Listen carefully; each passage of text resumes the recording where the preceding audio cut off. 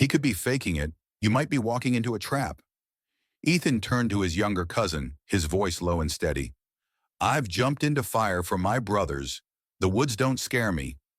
The stranger sat huddled beneath a pine tree. Closed, torn hands scraped raw, but his eyes told a different story. The story of a soldier. Ethan knelt and built a shelter from the falling cold. He stayed by the man's side through the long frozen night. As dawn broke, Ethan stepped outside and froze. Lining the forest path to his cabin, dozens of Marines in full dress, blues silent, saluting a pathway of flags at their feet.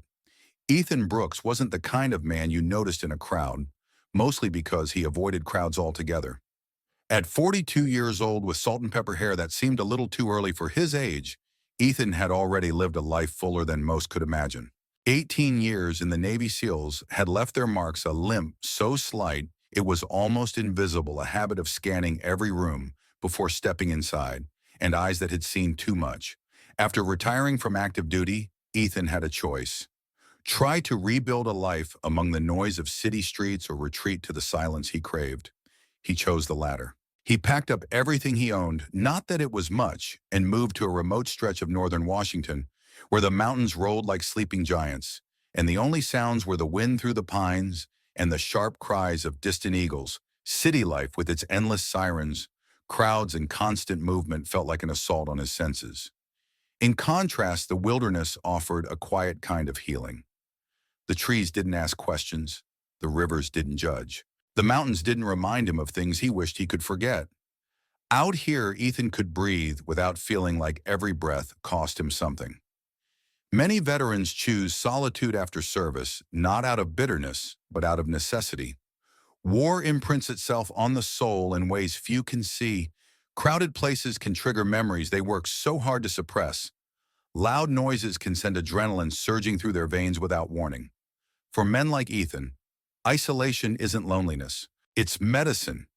He built a modest cabin by hand, using the skills he'd learned long before his first combat deployment. No electricity, no running water, just a sturdy roof, a wood stove, and a front porch that looked out over endless forest. Neighbors were few and miles apart, and that suited him just fine. In town, when he occasionally made the trek for supplies, people knew him as the quiet guy from the mountains.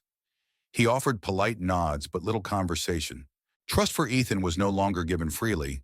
He didn't retreat from the world because he hated it. He retreated because he loved parts of it too much to bear seeing them broken, and because some wounds heal only in silence. The air that morning was crisp, edged with the early bite of approaching winter. Ethan tightened the straps of his backpack and led the small hiking group up the forest trail, his boots moving silently over the damp earth. Among the handful of hikers was his cousin Tyler, visiting from Chicago. Wide-eyed, talkative, and entirely out of place in the stillness of the northern woods, Ethan had walked this trail hundreds of times. He knew every bend, every stubborn root that jutted from the path. That's why when he spotted the disturbed earth near a sharp curve, fresh drag marks scattered pine needles, a faint trail of broken branches, his instincts flared like a silent alarm. He slowed his pace, scanning the surroundings with the kind of attention civilians rarely noticed, but warriors never forgot. Go on ahead to the viewpoint, Ethan said, his voice steady. I'll catch up. Tyler frowned. What's wrong? Probably nothing, Ethan replied, already moving off the trail. But I'd rather be sure. Leaving the group behind, Ethan followed the faint signs deeper into the trees. Each step was deliberate, almost soundless. It was muscle memory, the same silent approach he had once used clearing compounds halfway across the world. About 50 yards in, he found the source. Huddled against the base of a pine tree was an elderly man. His clothes were torn, his hands scraped raw, and his skin was flushed with the early signs of exposure. But it wasn't just the physical damage that caught Ethan's attention. It was the man's eyes. Haunted, alert, trained. This wasn't just a lost hiker. This man had seen battle. There's a way soldiers carry themselves, even when everything else has been stripped away. It's not in the uniform or the gear. It's in the set of the shoulders, the way the eyes never rest too long in one place. Ethan recognized it instantly. One soldier always recognizes another. Ethan dropped to one knee, moving carefully, respectfully. Easy, he said quietly, offering a water flask. The man's fingers trembled as he reached for it, but he drank with the desperate gratitude of someone who hadn't felt safe in a long time. Ethan knew right then that this wasn't just a rescue. This was something bigger, something that would change both their lives. Nightfall in the wilderness brings its own kind of mystery, a shroud of darkness that softens all edges and deepens the unknown. As twilight descended over the towering pines, Ethan wasted no time turning his focus to the man he had found. With practiced efficiency, he gathered the sparse materials at hand, a few branches, an old tarp salvaged from his gear, and began building a makeshift shelter. The goal was not perfection, but survival, a temporary haven from the biting cold that crept in as the sun dipped below the horizon. Ethan worked methodically, his hands steady, even as memories of past battles flickered behind his eyes. Each motion was deliberate, imbued with the same care he had once shown in clearing a path through hostile territory. When the structure was complete, it provided little more than a thin barrier between them and the encroaching night. But it was enough to instill a sense of guarded comfort.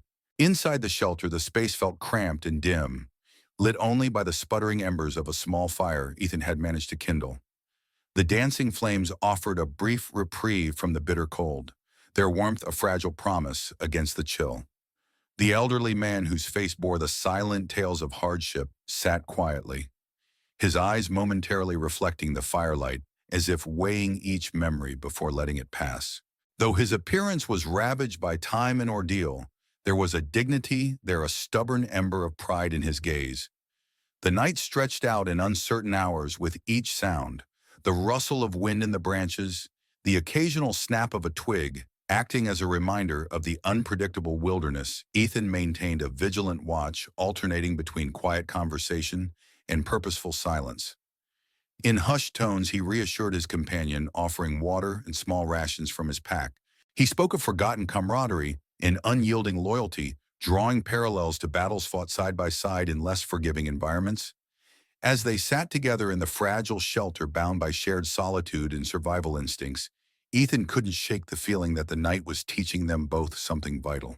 In that long frozen night amid the whispers of the wild, the unknown became a silent mentor, reminding each that sometimes the only solace lies in the quiet acts of care, an enduring testament to the unspoken bond between soldiers. The fire had burned low by the time the first light of dawn began filtering through the thick branches overhead. Ethan, weary but vigilant, watched as the old man stirred beneath the rough shelter.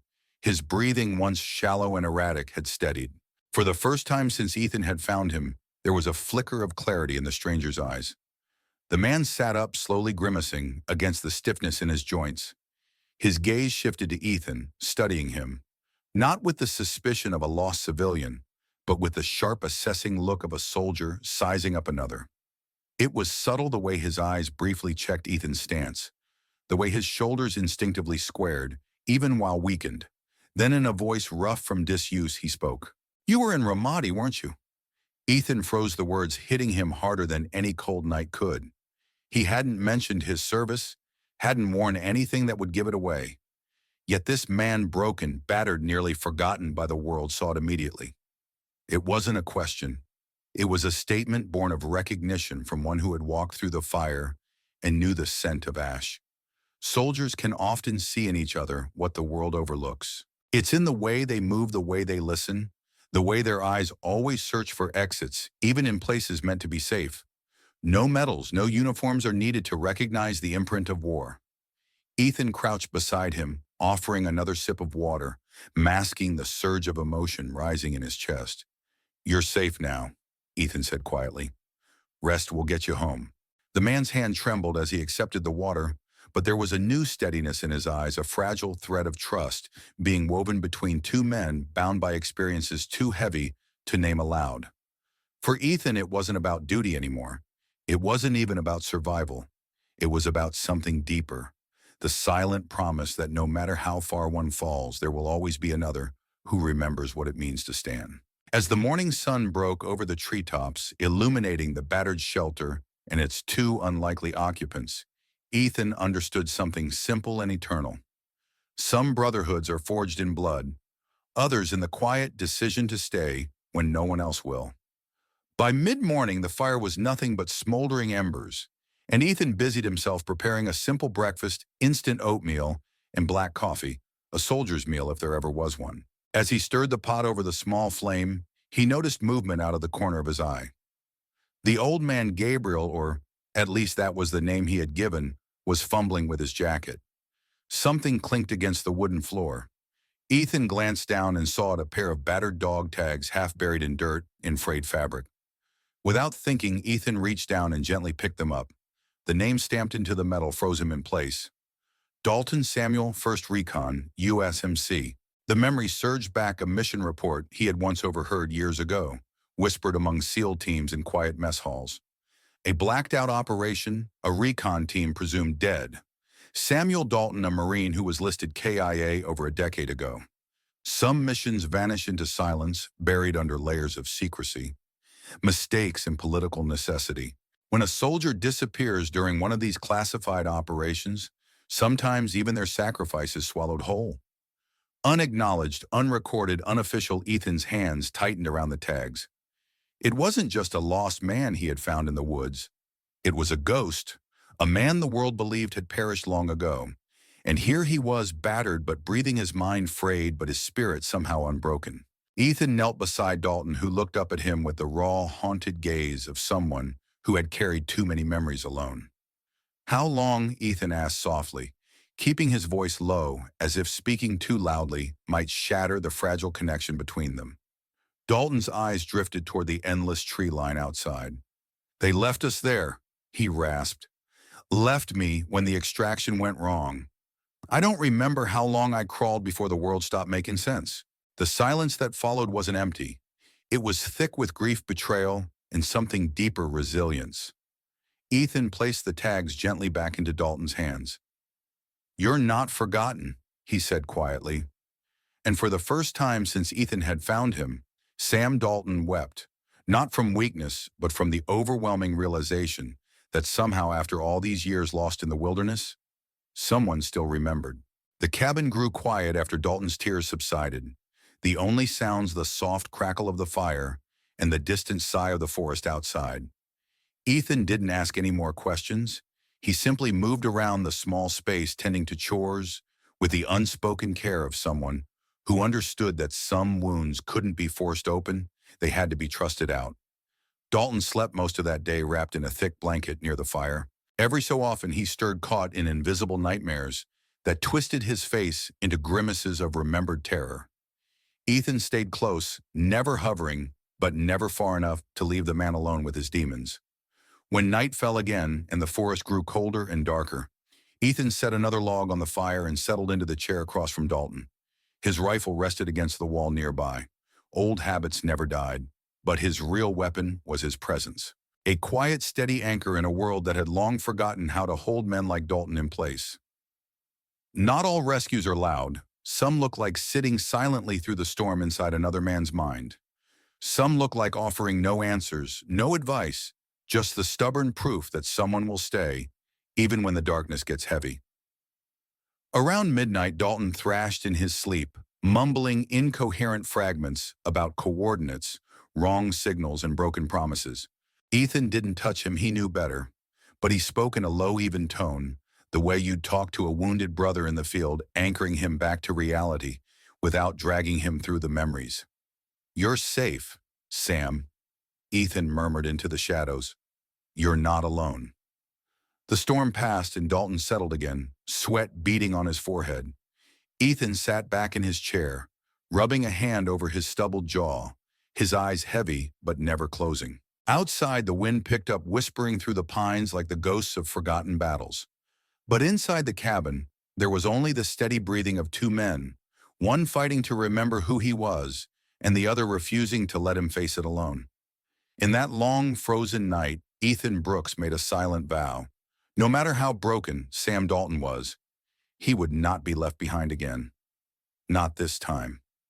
The morning broke gray and cold, the mist thick between the trees. Ethan moved through the familiar motions of preparing coffee, the rich scent filling the cabin's small interior.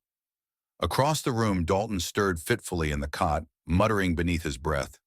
Fragments of missions, names, codes that the world had long forgotten. Ethan poured 2 mugs and set one quietly on the table beside Dalton's bed. Then he heard it, a low rumble, subtle at first, then growing the unmistakable sound of engines approaching up the narrow mountain road. Ethan stiffened, every instinct, honed from years of war, snapping into sharp focus. No one came up here without a reason. He crossed to the window, pulling back the tattered curtain just enough to see. Through the drifting mist, dark shapes emerged, olive-drab vehicles, their profiles unmistakable. Even after all these years, military transport trucks, SUVs, a convoy. Ethan's hand tightened around the curtain. Not local law enforcement, not park rangers, Marines. The cabin door rattled with a heavy knock, 3 firm, deliberate beats that reverberated through the wood. Dalton jolted awake, fear flashing across his face. His hand instinctively groped for a weapon that wasn't there. "It's all right," Ethan said calmly, holding his gaze. "You're safe. I won't let anyone hurt you." In moments like these, old soldiers don't think, they react. Fight, flight, or stand their ground. But sometimes standing your ground isn't about drawing weapons. Sometimes it's about refusing to surrender the trust you've earned. Ethan moved to the door, resting his hand briefly on the handle, steadying himself. When he pulled it open, he was met by a wall of uniforms. At the front stood a man in full dress, blue silver oak leaves gleaming on his collar. A lieutenant colonel. His posture was rigid, his face unreadable beneath the brim of his hat. "Mr. Brooks," the officer said, his voice formal, respectful. "I'm Lieutenant Colonel Marcus Harrington, United States Marine Corps. We're here regarding the man you've been sheltering behind him." Rows of solemn faces stood at attention. Ethan didn't step aside. Not yet. He glanced over his shoulder at Dalton, who watched from the shadows, confusion and fear battling in his eyes. "You'll speak to him," Ethan said evenly. "Not over him, not about him, to him." And with that, he opened the door wider, not just to the cabin, but to the reckoning that had been 13 years overdue. For a long moment, no one moved. The Marines outside the cabin held their salutes, a wall of silent respect. Lieutenant Colonel Harrington took a step forward, removing his cover, a rare gesture of vulnerability in full dress uniform. Inside, Sam Dalton hesitated. He gripped the blanket wrapped around his shoulders like a shield, his body taut, torn between the instincts to flee and the deeper, battered hope that maybe, just maybe, someone had finally come for him. Slowly, painfully, Dalton rose to his feet. Ethan stayed nearby, offering no pressure, only silent support. This moment wasn't his to command. It belonged to Sam, to whatever part of him still believed he had a place in the world. Dalton shuffled forward each step of battle until he stood framed by the cabin doorway. Lieutenant Colonel Harrington snapped into a crisp salute. "Welcome home, Colonel Dalton," he said, voice steady but thick with emotion.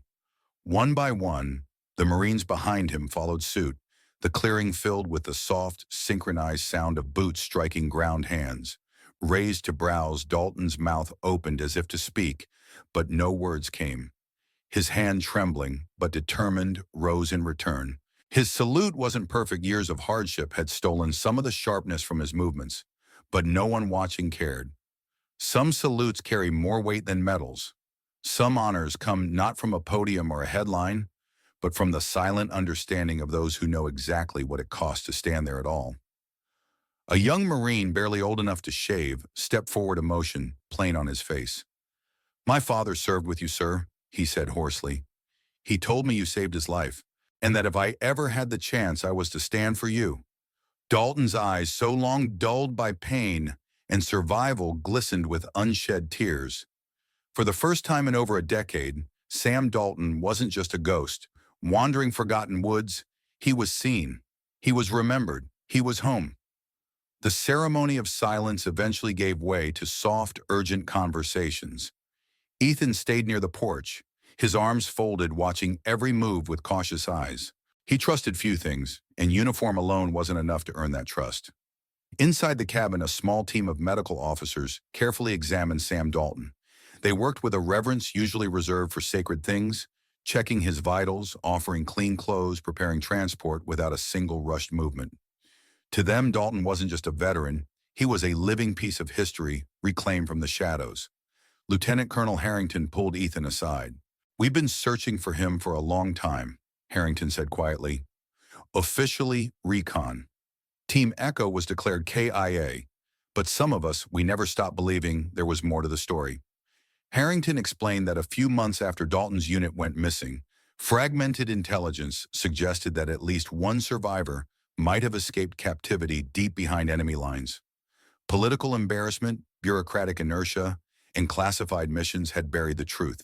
But unofficially, Harrington continued, some of us made a vow, if there was even the smallest chance he was alive, we'd bring him home.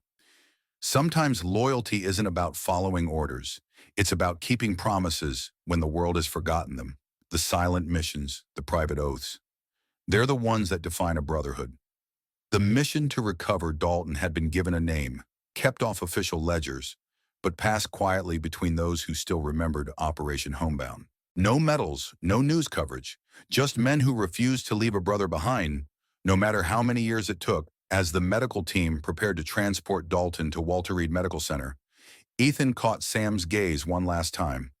Dalton nodded a silent thank you passing between them. He might have been lost for 13 years. He might have been erased from official history. But today, because of one man's stubborn loyalty, Sam Dalton was going home, and the world would finally be forced to remember. 3 days after the convoy disappeared down the mountain road, Ethan Brooks thought the chapter had closed.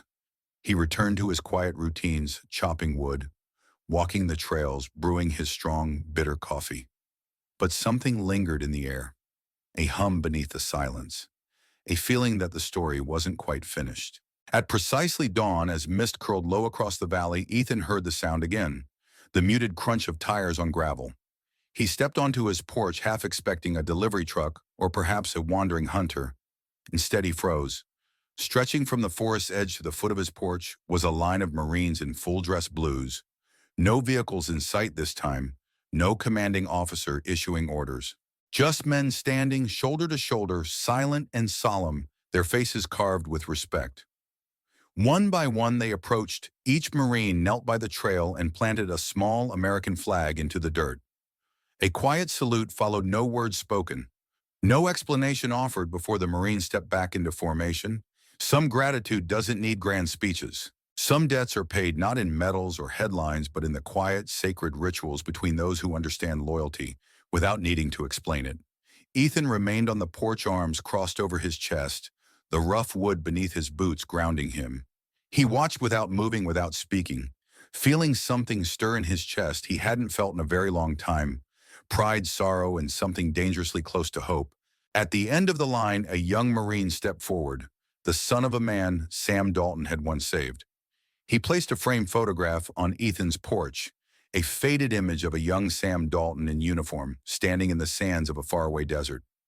The line of Marines stood for a heartbeat longer, then turned and disappeared back into the trees as silently as they had come. Left behind was a trail of flags, a pathway of honor leading straight to Ethan Brooks' door. For the first time in years, Ethan smiled, a small, genuine thing, because now he knew some sacrifices are never truly forgotten. Not if even one man chooses to remember. In a world that moves faster every day, it's easy to forget the quiet promises made long ago. Promises of loyalty, brotherhood, and never leaving anyone behind. Ethan Brooks' story reminds us that true honor isn't about medals or grand speeches. It's about small, steadfast acts, choosing to stay when it would be easier to walk away, choosing to believe in someone when the world has forgotten them. In today's modern life, where convenience often outweighs commitment, this story asks a hard question. Would we still stand by someone even if no one else was watching? We live in a time when people are quick to judge, to turn away from those who seem broken or lost. But maybe what the world needs now more than ever are more people like Ethan, people who understand that some debts aren't written on paper, but on the heart. Now, I'd love to hear from you. Have you ever seen someone being overlooked and felt the urge to step in? Or maybe you have a story of someone who stood by you when everyone else gave up. Please share it in the comments. Your experience might just inspire someone else to hold on a little longer. Thank you for spending your time with us today. If this story touched your heart, please like the video, subscribe to the channel, and share it with someone who believes in loyalty and kindness. Here we honor the stories that remind us, even in the quietest corners of the world, heroes still walk among us. Until next time, stay strong, stay kind, and always remember, no soldier is ever truly forgotten.